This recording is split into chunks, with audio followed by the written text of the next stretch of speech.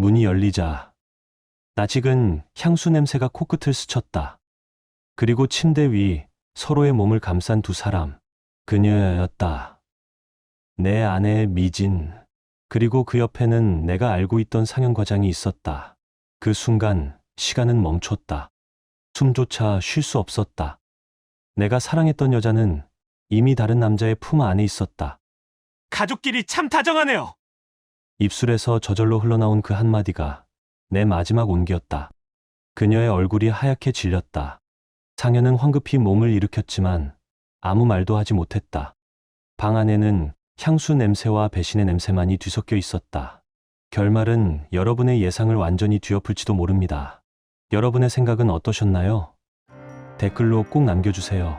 구독과 좋아요도 잊지 마시고 방탐정의 이중 파일과 함께 더 놀랍고 흥미로운 이야기 속으로 떠나봐요.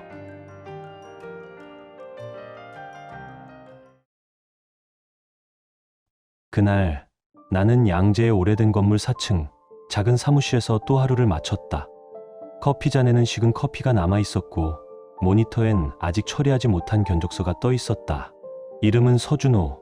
오래 쉰 대기업 간부는 아니지만 맡은 일은 끝까지 해내며 한 가정을 지켜온 평범한 가장이었다. 결혼한 지 어느덧 15년. 아내 미진과 함께한 시간은 길었다. 하지만 요즘 들어 그 길었던 시간이 낯설게 느껴졌다. 같은 집에 살지만 서로 다른 공기를 마시는 것 같았다. 처음엔 모든 게 평범했다. 퇴근 후 문을 열면 따뜻한 불빛이 날 맞았고 오늘도 수고했어요. 씻고 와요. 그녀의 한마디에 하루의 피로가 눈 녹듯 사라지곤 했다. 그런데 언제부턴가 그 미소가 사라졌다. 퇴근길 카톡창엔 답이 늦어지고 집안 공기엔 설명할 수 없는 한기가 스며들었다. 결혼 5년 차쯤 미진의 말투가 변하기 시작했다. 우리 이렇게 살아서 뭐가 돼요? 친구들은 다 집 사고 차 바꾸고 여행 다니는데 우린 뭐예요? 그 말이 내 가슴 어딘가를 콕 찔렀다. 나는 그저 버티면 나아질 거라 믿었다. 조금만 더 참자. 주식 투자도 꾸준히 했고 승진도 머지않았다고 생각했다. 하지만 그녀의 눈빛엔 더 이상 기다림의 온기가 없었다. 주말에도 일터를 나갔다. 그건 가족을 위한 희생이라 믿었다. 그런데 어느 날부터인가 미진의 전화 연결음이 낯설게 느껴졌다. 통화 중이거나 부재 중. 집에 들어서면 낯선 향수 냄새가 희미하게 퍼졌고 화장은 평소보다 짙어졌다. 나는 그걸 모른 척했다. 세상이 우리를 이렇게 바쁘게 만든 거겠지. 그렇게 스스로를 위로했다. 하지만 그 위로는 오래가지 않았다. 하루는 거실에서 신문을 읽고 있는데 미진이 무표정하게 다가와 앉았다. 이번 달 생활비 또 모자라요. 카드값도 밀렸어요. 이제 어쩔 거예요? 그 말에 목이 말랐다. 이번에 회사에서 성과급이 조금 나올 거야. 그걸로 막자. 그녀는 미동도 없었다. 성과급. 당신은 맨날 그 말만 하잖아요. 짧은 정적이 흘렀고 그녀는 신문을 밀쳐내며 방으로 들어갔다. 문이 닫히는 소리가 유난히 크게 들렸다. 그 소리는 오래도록 내 귓가에 남았다. 그날 이후 집은 집이 아니었다. 밥상 위엔 대화가 사라졌고 카톡엔 잉크와 이모티콘만 남았다. 나는 여전히 믿었다. 언젠가는 이 불안이 지나가리라. 하지만 마음 한쪽이 속삭였다. 무언가 이미 벌어지고 있다. 그날 밤 거실 공기는 얼음장처럼 차가웠다. 미진의 목소리가 정적을 갈랐다. 성과급. 당신은 맨날 그 말만 해요. 그런데 실제로 가져온 건 뭐죠? 다른 집 남편들은 연봉 올리고 승진도 하고 여행도 다니던데 당신은 대체 뭘 하고 있는 거예요? 그 말에 내 안에서 무언가 부서지는 소리가 났다. 그녀의 말이 끝난 뒤 나는 한참을 말없이 앉아 있었다. 남자 구실도 못한다. 그 말이 머릿속에서 천천히 맴돌다 가슴 한가운데 박혔다. 누구에게 들어도 치욕스러운 말인데 내 아내 입에서 그것이 흘러나왔다. 그날 이후 우리 사이엔 보이지 않는 금이 갔다. 식탁의 밥은 그대로 식었고 눈빛은 서로를 피해 흩어졌다. 그 작은 균열은 어느새 벽이 되어 우리를 갈라놓았다. 나는 더 오래 회사에 남았다. 야근이 잦아졌고 주말엔 일부러 외근을 잡았다. 피곤해서가 아니라 집에 들어가기 싫어서였다. 그녀는 그 사이 점점 더 외출이 잦아졌다. 늦은 귀가, 변명 같은 문자, 그리고 낯선 향수 냄새. 언젠가부터 그 향이 내게는 칼처럼 느껴졌다. 어느 늦은 밤 동료와 야근 후 맥주 한 잔을 하고 있었다. 창가 쪽 불빛 아래 앉은 여자가 눈에 들어왔다. 긴 머리, 익숙한 실루엣. 미진이었다. 그녀 옆엔 깔끔한 정장 차림의 남자가 있었다.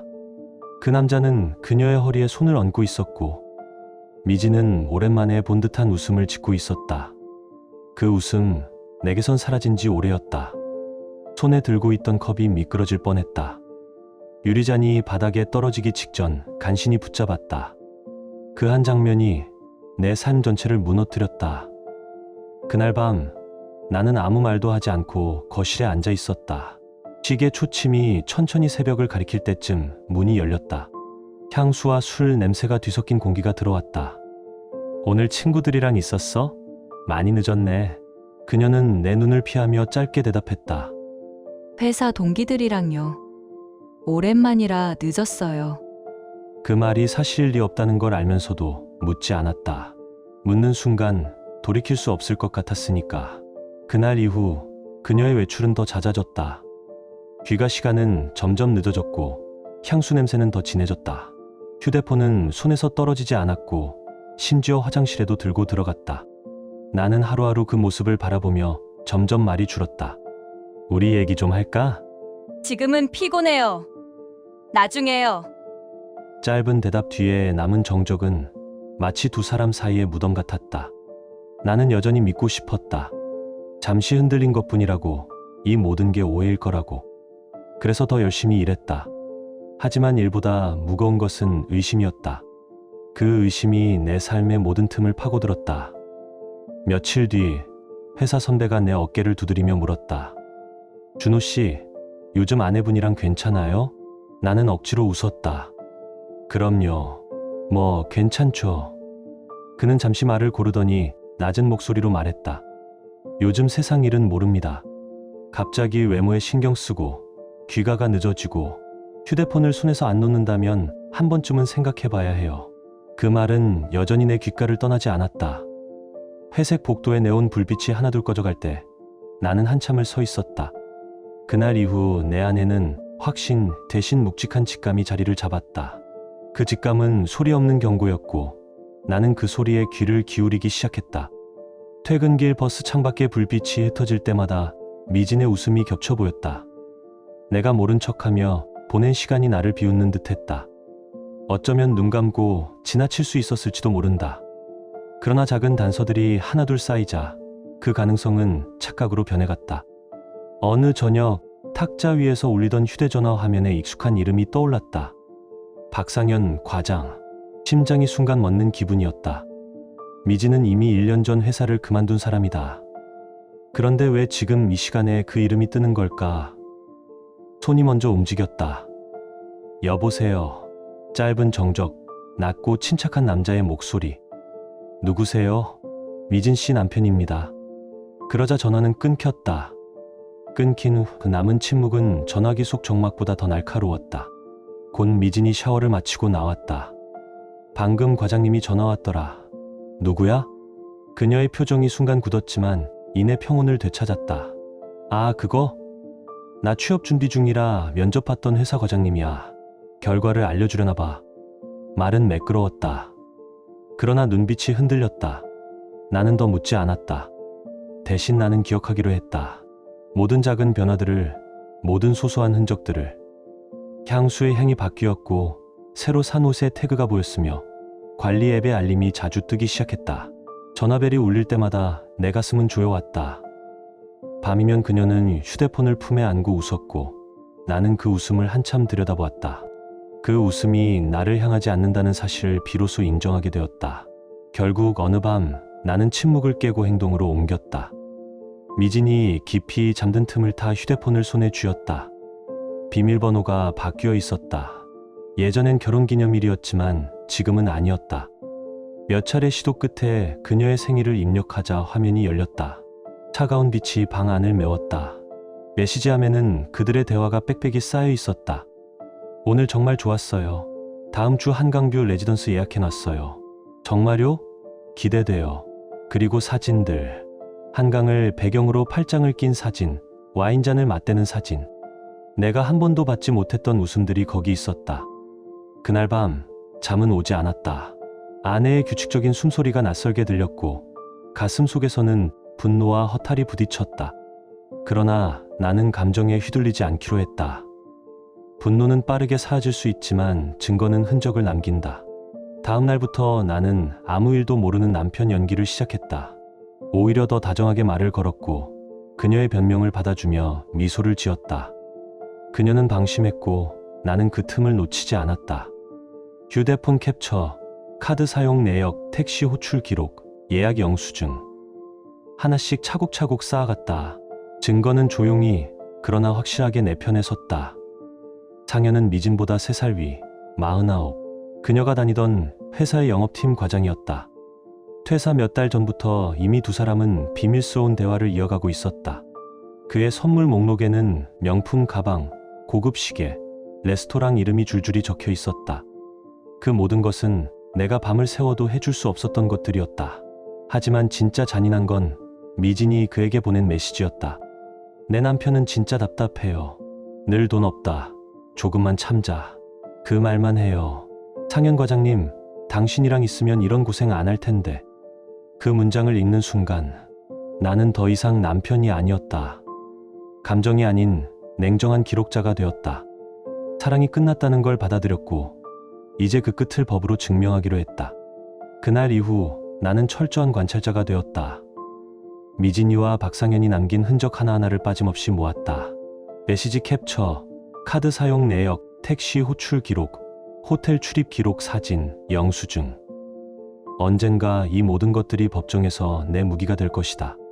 한 달 동안 미진은 친구 모임과 면접 준비를 핑계로 자주 집을 비웠다. 나는 묻지 않았다. 대신 날짜와 시간을 기록했다. 증거는 말보다 조용히 쌓여야 한다는 걸 배웠다. 변호사와도 여러 차례 상담했다.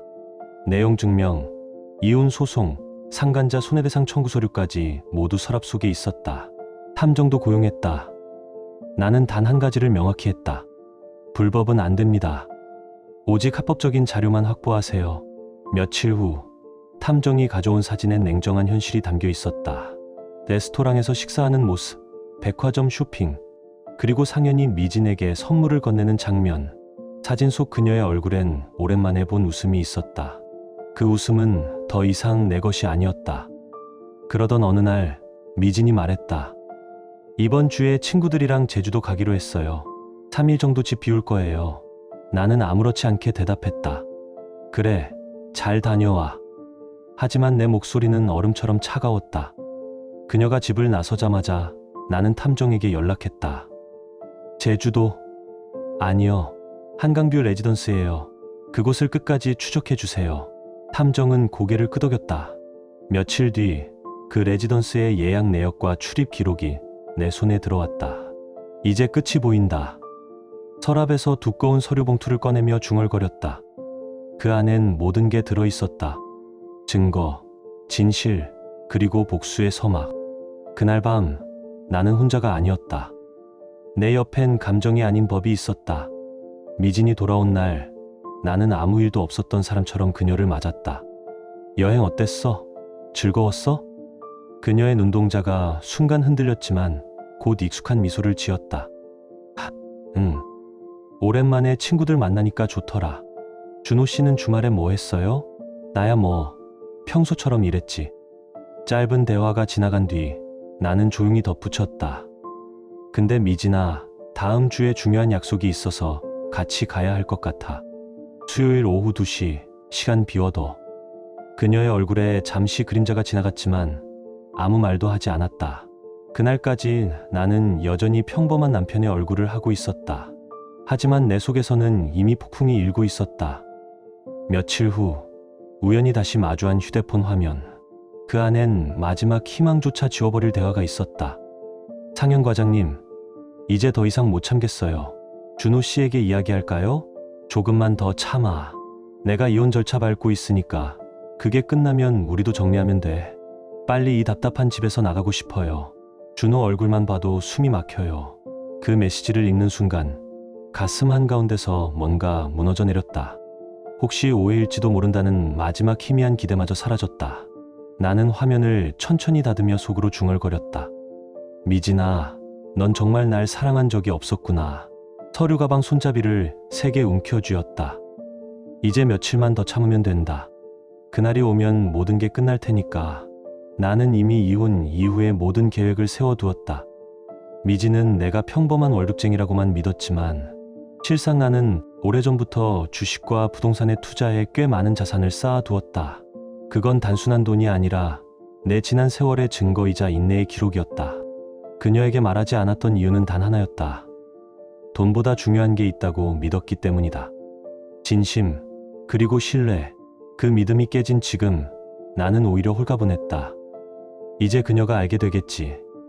자신이 얼마나 큰 실수를 저질렀는지. 나는 책상 위에 놓인 서류들을 하나씩 정리했다. 청담 프라이빗 라운지에서의 약속. 그곳이 우리 결혼의 마지막 장이 될 것이다. 이제 수요일만 오면 된다. 나는 여전히 출근했고 커피를 마셨고 일상을 이어갔다. 하지만 내 마음은 이미 얼음처럼 굳어 있었다. 수요일 아침 이상할 만큼 평온했다.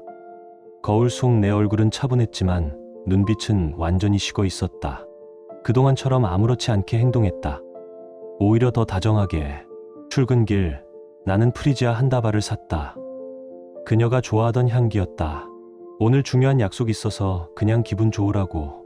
미지는 의아한 눈빛으로 꽃을 받았다. 갑자기 웬 꽃이에요?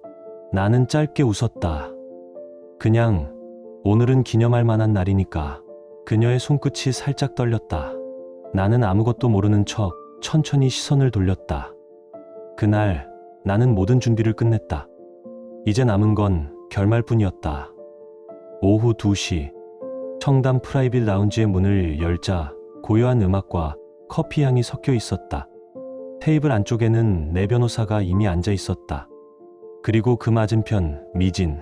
그녀는 변호사를 보는 순간 얼굴빛이 굳었다.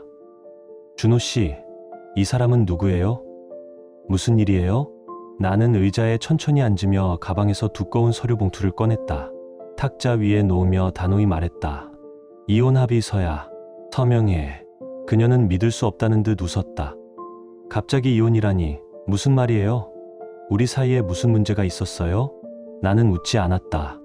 문제, 내가 더 잘 알잖아. 박상현, 그 사람과의 부정행위. 레지던스 예약 내역, 내가 본 메시지, 그리고 나를 비웃던 그 말들 전부 알고 있어. 짧은 비명이 터졌다. 그건 오해예요. 상현 과장님은 그냥 회사 동료일 뿐. 그만해. 내 목소리가 낮게 깔렸다. 호텔 출입 기록, 카드 내역, 사진, 메시지. 증거는 이미 다 확보했어. 그녀의 얼굴에서 피가 빠져나갔다. 한동안 말이 없던 미진이 결국 입을 열었다. 그래, 맞아. 바람 피웠어. 하지만 당신 같은 무능한 남편이니까 그랬어. 늘 돈 없다. 조금만 참자금 말만 반복하는 사람. 내가 얼마나 외로웠는지 알아? 그녀의 목소리엔 후회보다 분노가 섞여 있었다. 변호사가 잠시 고개를 숙였고 나는 담담히 대답했다. 그래, 나 부족했을지도 몰라. 하지만 적어도 거짓은 없었어. 너는 사람보다 돈을 더 믿었을 뿐이야. 나는 서류를 그녀 쪽으로 밀었다. 이종희의 이름을 적으면 넌 자유야.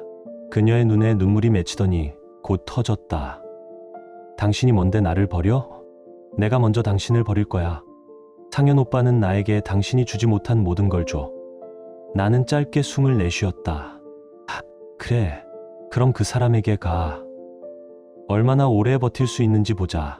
그녀는 분노로 얼굴이 일그러진 채 펜을 들었다. 서류 위에 이름을 적는 손끝이 떨렸다. 그 떨림이 내 안의 마지막 미련까지 지워버렸다. 서명을 마친 뒤 그녀가 비웃듯 말했다. 준호 씨, 당신은 평생 후회할 거예요. 나 같은 여자 다시는 못 만날 테니까. 그녀는 그렇게 말하고 라운지를 떠났다. 문이 닫히는 소리가 유난히 크게 울렸다. 나는 자리에서 한동안 움직이지 않았다. 커피 향 너머로 한강의 햇살이 유리창을 스쳤다. 손끝으로 전해진 그 온도는 차갑게 식어 있었다. 잠시 후 변호사가 서류를 정리하며 고개를 들었다. 첫 단계는 완료됐습니다. 상간자 소송은 바로 진행하겠습니다. 좋아요. 제 자산 서류도 법원에 제출 준비해 주세요. 하지만 아직은 미진이 모르게. 네. 이혼 소송에서는 최소한만 공개하고 나머지는 추후에 공개하겠습니다. 나는 천천히 자리에서 일어섰다. 이제 진짜 시작이에요. 라운지를 나서며 마지막으로 창가 쪽을 돌아봤다. 한강빛이 반사되어 반짝였다. 그 빛이 마치 오래된 결혼의 잔재를 비추는 듯했다. 내 복수는 그날 첫걸음을 뗐다. 그녀는 모든 걸 잃기 전까지 스스로가 날고 있다고 믿었을 것이다. 무능하다며 비웃던 남편에게서 벗어나 능력 있고 돈 많은 상현과 함께라면 진짜 삶이 열린다고 생각했겠지. 하지만 내가 준비한 무대 위에서 그녀가 마주할 현실은 그 환상보다 훨씬 잔혹했다. 이혼 합의서에 서명하던 그날부터 나는 이미 두 번째 카드를 준비해 두었다. 미진이 짐을 싸서 집을 나가던 순간 나는 변호사에게 고개를 끄덕였다. 바로 진행하세요. 그 말이 신호였다. 다음 날 상현에게 상간자 소송장이 배달되었다. 사진, 영상, 메시지, 호텔 출입 기록, 카드 내용, 내가 모은 증거들이 모두 그 안에 있었다. 법무법인 이름이 찍힌 봉투는 냉정했고 그것이 내 첫 응징이었다. 그 소식을 들은 미진이의 목소리는 절망으로 가득 차 있었다. 당신 미쳤어. 왜 상현 오빠한테 소송을 걸어? 당장 취하해. 나는 차갑게 대답했다. 왜? 걱정돼? 너희가 한 일에 대한 대가를 치르는 것뿐인데. 준호 씨, 제발. 상현 오빠는 회사에서 중요한 위치에 있어요. 이 소문이 퍼지면 그 사람 인생 망가져요. 그건 내 문제가 아니야. 너희가 내 인생을 망가뜨릴 땐 그런 생각 안 했잖아. 뚝! 전화를 끊는 내 손끝이 더 이상 떨리지 않았다. 며칠 후 그녀는 문자를 보내왔다. 준호 씨, 제발 만나서 얘기 좀 해요. 중요한 일이에요. 나는 짧게 답했다. 할 말 없어. 변호사랑 얘기해. 하지만 미진이는 끈질겼다. 결국 나는 한번 만나주기로 했다. 약속 장소에 도착했을 때 눈앞에 미진은 더 이상 내가 알던 사람이 아니었다. 화려한 옷차림과 자신감은 온데간데 없고 수척해진 얼굴에 눈동자만 초조하게 흔들렸다. 그녀는 낮게 떨리는 목소리로 말했다. 준호 씨, 제발 소송 취하해줘요. 상현 오빠가 회사에서 큰일 날 것 같아요. 이미 소문이 퍼지고 있고 그 사람이 나한테 이제 연락하지 말라고 했어요. 윤리위원회에 회부될 수도 있대요. 나는 조용히 그녀를 바라봤다. 바로 이거였다. 내가 예상했던 대로였다. 상현이라는 남자의 진짜 모습이 드러나고 있었다. 미진아, 그 사람이 정말 너를 사랑한다면 그런 말 안 했을 텐데. 자기 커리어가 더 중요한가 보네. 그녀의 눈에서 눈물이 흘러내렸다. 준호 씨, 내가 잘못했어요. 용서해줘요. 다시 돌아갈 수 있을까요? 순간 가슴이 저렸다. 한때 사랑했던 사람이었다. 하지만 그 아픔보다 더 큰 건 그동안 받았던 상처와 모욕이었다. 나는 마지막으로 입을 열었다. 미진아, 이미 늦었어. 우리는 끝났어. 그 말을 내뱉는 순간 미진의 어깨가 무너져 내렸다. 한때 나를 무시하며 떠나던 그 여자가 이제는 초라한 얼굴로 내 앞에 서 있었다. 그녀의 눈빛엔 더 이상 오만도 자존심도 남아있지 않았다. 나는 말없이 커피를 마셨다. 복수는 아직 끝나지 않았지만 내 마음의 심판은 이미 끝난 것이나 다름없었다. 초라한 코트 차림, 마른 입술, 떨리는 손끝. 그녀는 마치 삶의 끝자락을 붙잡고 있는 사람처럼 보였다. 준호 씨, 제발 한 번만 봐줘요. 그 목소리엔 과거의 차가운 자신감 대신 절박함이 묻어 있었다. 나는 천천히 커피잔을 내려놓으며 말했다. 그리고 상현이 정말 너를 버렸다면 이제 넌 아무것도 남지 않았네. 집도, 남편도, 애인도. 그 말 이후 미진은 하루에도 몇 번씩 전화를 걸어왔다. 소송 취하해달라. 다시 만나자. 한 번만 기회를 달라. 그녀의 메시지는 쏟아졌지만 나는 단 한 줄의 답장도 하지 않았다. 이제 모든 것은 법의 시간 속에서 흘러가야 했다. 상현에 대한 소송 소식은 빠르게 퍼졌다. 그가 다니던 대기업은 평판에 민감했다. 상간 소송 피고라는 단어 하나로 그의 커리어는 무너졌다. 며칠 뒤 낯선 번호로 전화가 걸려왔다. 서준호 씨죠. 상현 씨와 같은 부서에서 일하는 사람입니다. 그가 징계위원회에 회부됐습니다. 해임될 가능성도 있습니다. 혹시 소송을 취하하실 생각은 없으신가요? 나는 잠시 침묵하다가 차분히 말했다. 죄송하지만 없습니다. 그가 저지른 일엔 그만한 책임이 따르니까요. 그런데 미진 씨도 이제 상현 씨에게 버림받았다고 들었습니다. 둘 다 너무 힘들어 보여서 그건 그들의 문제예요. 내 소송은 계속됩니다. 뚝! 전화를 끊는 순간 창밖 유리에 내 얼굴이 비쳤다. 희미한 미소가 스쳤다. 그건 승리의 웃음이 아니라 냉정한 확신에 가까웠다. 그날 밤 비가 내렸다. 한참을 그 빗소리를 들으며 생각했다. 이제 진짜 결말이 다가오고 있다. 그리고 그 결말은 내가 아닌 그들이 감당해야 할 몫이었다. 며칠 후 이혼 소송의 마지막 단계가 진행됐다. 주제는 재산 분할. 미진 측 변호사는 자신만만하게 내 재산 목록을 요구했다. 나는 아무 말 없이 준비해둔 두꺼운 서류초를 꺼내 내밀었다. 그 안에는 주식 계좌, 부동산, 투자 내역이 빼곡히 기록되어 있었다. 총액 100여억 원. 순간 공기가 멎었다. 이게 진짜예요? 미진의 손이 덜덜 떨렸다. 변호사조차 말을 잃은 듯 나를 바라봤다. 나는 고개를 천천히 끄덕였다. 그래. 넌 내가 평범한 월급쟁이라고 믿었지. 하지만 난 오래전부터 준비하고 있었어. 넌 그걸 보지 못했을 뿐이야. 미진의 얼굴이 순식간에 창백해졌다. 그녀는 떨리는 목소리로 물었다. 왜 나한테 말 안 했어요? 나는 짧게 웃었다. 내가 나를 진심으로 사랑하는지 알고 싶었거든. 그 짧은 대답에 그녀는 아무 말도 하지 못했다. 눈동자가 허공을 떠돌았다. 그녀의 표정은 모든 걸 잃은 사람의 그것이었다. 그리고 나는 그 표정을 기억하기로 했다. 사람이 탐욕을 선택한 대가가 얼마나 무거운지를 그녀의 얼굴이 대신 증명해주고 있었으니까. 변호사가 서류를 정리하며 조용히 말했다. 이미 이혼 합의서에 서명하셨기 때문에 재산 분할 요구는 불가능합니다. 위자료는 약속된 금액만 지급될 겁니다. 그 말에 미진의 무릎이 풀리듯 주저앉았다. 이게 전부예요? 내가 받을 수 있는 게 이것뿐이라고요? 나는 담담히 고개를 끄덕였다. 그래, 그게 현실이야. 잠시 정적이 흘렀다. 비가 유리창을 두드리는 소리만 들렸다. 나는 천천히 자리에서 일어나 외투를 걸치며 말했다. 미진아, 넌 사랑도, 신뢰도, 그리고 마지막 기회도 다 잃었어. 이건 복수가 아니라 결과야. 그녀는 고개를 들지 못했다. 눈물이 식은 커피잔 위로 떨어졌다. 그 한 방울이 내겐 마치 마지막 심판의 종소리처럼 들렸다. 나는 조용히 문을 열고 밖으로 나왔다. 차가운 바람이 얼굴을 스쳤다. 한강 쪽에서 불어오는 공기가 유난히 맑았다. 내 마음도 그 바람처럼 차갑고 맑게 비워졌다. 카페 안은 여전히 숨막히도록 조용했다. 사람들의 시선이 우리를 향했지만 나는 돌아보지 않았다. 미지는 더 이상 내가 알던 여자가 아니었다. 번진 화장, 떨리는 손끝, 무릎 꿇은 자세. 그녀는 자존심도 체면도 버리고 필사적으로 매달리고 있었다. 준호 씨, 제발요, 내가 잘못했어요. 다시 한 번만 기회를 주세요. 제가 무슨 일이든 할게요. 당신 없이는 살 수 없어요. 그 절박한 외침이 카페 안을 울렸지만 이제 내 마음은 아무런 동요도 없었다. 나는 그녀를 똑바로 바라보며 낮은 목소리로 말했다. 미진아, 넌 나를 사랑한 게 아니라 내 돈을 사랑한 거야. 이제 일어나. 더 이상 자존심을 버리지 마. 그녀는 고개를 저으며 흐느꼈다. 아니에요. 정말 아니에요.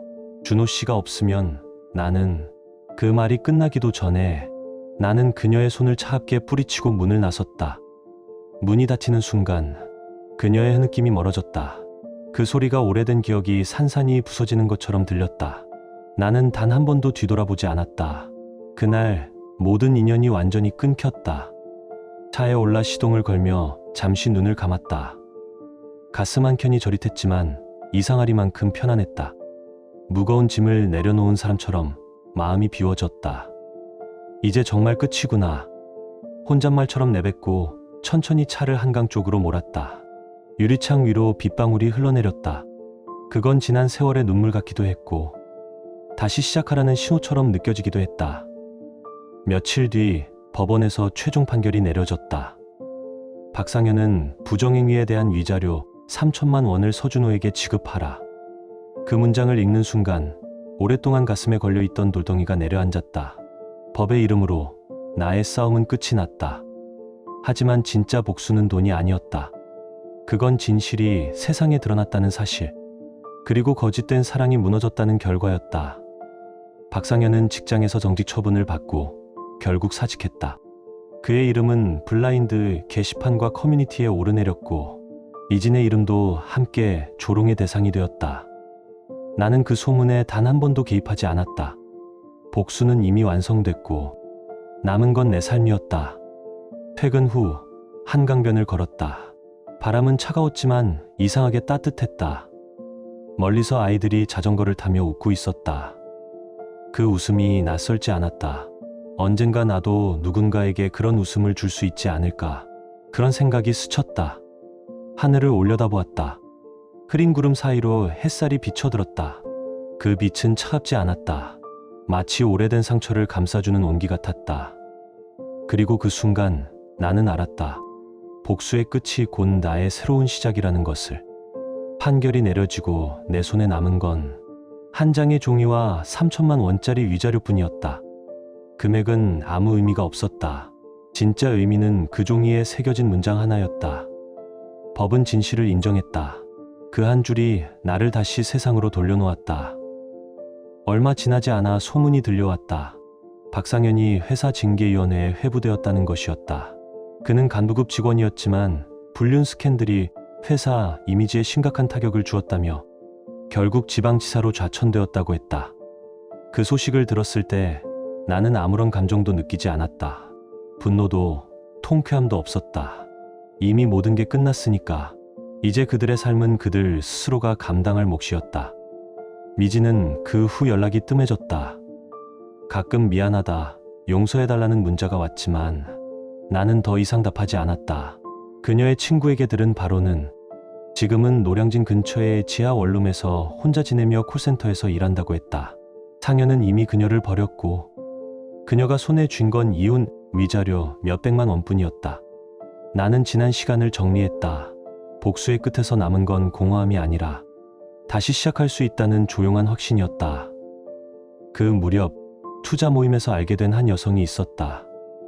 이름은 유진. 그녀는 내가 가장 힘들던 시기에 아무 말 없이 곁을 지켜준 사람이었다. 과거를 묻지 않았고 상처를 계산하지 않았다. 그저 조용히 내 옆에 앉아 말했다. 괜찮아요. 이제부터 다시 시작하면 돼요. 그 한마디가 오래된 상처를 덮어주었다. 한 달 후 우리는 함께 미국으로 여행을 떠났다. 뉴욕의 센트럴파크를 걷던 어느 날 나는 조용히 반지를 꺼냈다. 유진 씨, 나와 함께 새 인생을 걸어갈래요? 그녀는 잠시 놀란 듯 하다가 부드럽게 웃었다. 준호 씨, 당신은 이미 충분히 좋은 사람이에요. 이제 행복만 남았네요. 그녀의 그 말이 내 마음속 깊은 곳을 따뜻하게 녹였다. 처음으로 누군가가 있는 그대로의 나를 봐준다는 느낌이었다. 그 순간 나는 깨달았다. 사랑은 조건이 아니라 마음이라는 것을. 귀국 후 예상치 못한 장면을 마주했다. 청담의 백화점에서 유진과 함께 쇼핑을 하던 중 판매 직원으로 일하던 미진을 보게 된 것이다. 그녀는 내 얼굴을 보는 순간 얼굴이 하얗게 질렸다. 유진의 손가락에 반짝이던 다이아몬드 반지를 보는 순간 그 표정이 완전히 무너졌다. 우리의 시선이 잠시 마주쳤다. 나는 아무 말도 하지 않았다. 그저 유진의 손을 잡고 매장을 나섰다. 뒤돌아보니 미진은 그 자리에 서서 아무 말 없이 우리를 바라보고 있었다. 그 눈빛엔 후회와 공허가 뒤섞여 있었다. 하지만 나는 이제 그 눈빛마저도 연민으로만 느껴졌다. 며칠 후 그녀에게서 마지막 편지가 도착했다. 길고 조심스러운 글씨체였다. 준호 씨, 당신이 옳았어요. 돈보다 사람을 보는 법을 이제야 배웠어요. 당신의 행복을 진심으로 바랍니다. 편지를 읽는 동안 마음 한편이 이상하게 고요했다. 이제야 진짜 끝났다는 걸 서로가 각자의 자리에서 인정한 것 같았다.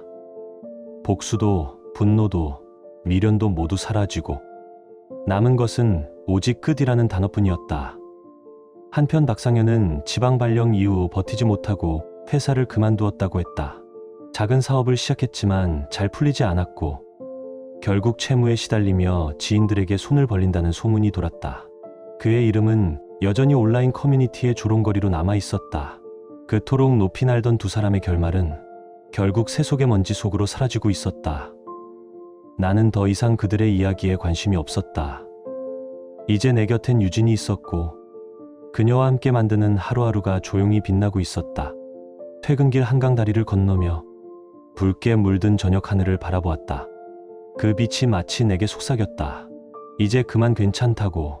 그날 이후 나는 매일 같은 확신을 품고 산다. 사랑은 돈이나 외모가 아니라 서로에 대한 진심과 신뢰로 완성되는 것이라는 걸. 그건 내가 지난 모든 고통과 배신, 그리고 복수를 지나 마침내 얻게 된 가장 값진 교훈이었다. 유진이와 나는 결혼 후 작은 카페를 열었다. 굳이 일하지 않아도 될 만큼 투자 수익은 충분했지만 유진은 오랫동안 꿈꿔온 공간을 직접 만들고 싶어 했다. 나는 기꺼이 그 꿈을 도왔다. 그 결과 우리의 카페는 동네에서 가장 따뜻한 향기가 나는 곳이 되었다. 손님들은 커피를 마시며 서로의 이야기를 나누고 웃고 위로를 얻어갔다. 그 풍경을 보며 나는 생각했다. 진짜 행복은 특별한 순간이 아니라 이런 평범함 속에 숨어 있는 거구나. 몇 달 후 유진은 내게 가장 놀라운 소식을 전했다. 준호 씨, 우리 아기가 생겼어요. 그 말을 듣는 순간 가슴이 벅차올랐다. 새 생명이 찾아왔다는 사실이 믿기지 않았다. 우리는 함께 아이 방을 꾸미고 작은 옷과 장난감을 고르며 매일같이 설렘 속에서 시간을 보냈다. 그리고 마침내 아이가 태어난 날, 병원 복도에서 들려온 그 첫 울음소리를 듣는 순간 나는 눈을 감고 조용히 울었다. 내 품에 안긴 그 따뜻한 생명체는 내가 다시 세상을 믿게 만들어 주었다. 그 눈부신 순간 나는 다짐했다. 이 아이에게만큼은 상처 없는 사랑을 주자. 돈이 아닌 진심으로, 불안이 아닌 신뢰로. 유진은 피곤한 얼굴로도 미소를 지었다. 당신은 이제 진짜 아빠네요. 그녀의 눈빛 속엔 거짓이 없었다. 그 눈빛 하나로 나는 지난 모든 상처가 사라지는 기분이었다. 창밖으로 저녁 햇살이 병원 창문을 타고 들어왔다. 그 빛은 따뜻했고 고요했다. 나는 아이의 작은 손을 꼭 잡으며 속삭였다. 이제 정말 괜찮다. 시간이 흐르고 우리의 카페에는 늘 웃음소리가 끊이지 않았다. 커피 향 사이로 들려오는 손님들의 웃음, 아이의 제잘거림이 마치 음악처럼 공간을 채웠다. 가끔 문득 생각한다. 만약 그때 내가 무너졌다면 이 모든 행복은 오지 않았겠지. 하지만 상처를 견디고 이겨낸 사람만이 진짜 사랑을 알아볼 수 있다는 걸 이제는 안다. 나는 창밖을 바라보았다. 저녁 노을이 천천히 골목길을 물들이고 있었다. 그 붉은 빛이 유진과 아이의 얼굴 위로 스며들었다. 그 순간 나는 확신했다. 진실한 사랑은 반드시 돌아온다. 비록 늦게 찾아와도 그 사랑은 거짓보다 오래 남는다. 이 이야기는 한 남자의 몰락이 아니라 다시 일어선 한 인간의 기록이다. 배신을 딛고 진실을 지켜내며 결국 사랑으로 돌아온 이야기. 그리고 지금 이 순간 나는 더 이상 과거의 상처를 두려워하지 않는다. 그 상처가 있었기에 지금의 나를 만들었고 그 어둠을 지나왔기에 빛의 따뜻함을 알게 되었으니까. 마지막으로 이 이야기를 듣는 당신에게 전하고 싶다. 혹시 지금 누군가에게 상처받았다면 기억하라. 진심은 언젠가 반드시 빛으로 돌아온다. 그 빛이 당신의 마음을 비추는 날, 당신 역시 다시 웃게 될 것이다. 지금 당신의 마음은 어떤가요? 이야기를 읽으며 떠오른 감정이나 생각이 있다면 댓글로 나눠주세요. 당신의 진심 어린 한마디가 누군가에겐 큰 위로가 될 수 있습니다. 이 짧은 이야기 속에 작은 온기나 잊고 지낸 감정 하나라도 담겨 있었다면 그것만으로 이 이야기는 충분히 의미 있는 시간이었을 거예요. 좋아요와 구독, 그리고 공유는 이런 따뜻한 이야기가 더 많은 사람의 하루에 조용히 스며들 수 있는 힘이 됩니다. 함께 해주셔서 고맙습니다. 당신의 하루에도 조용한 평안과 따뜻한 사람이 함께하길 진심으로 바랍니다.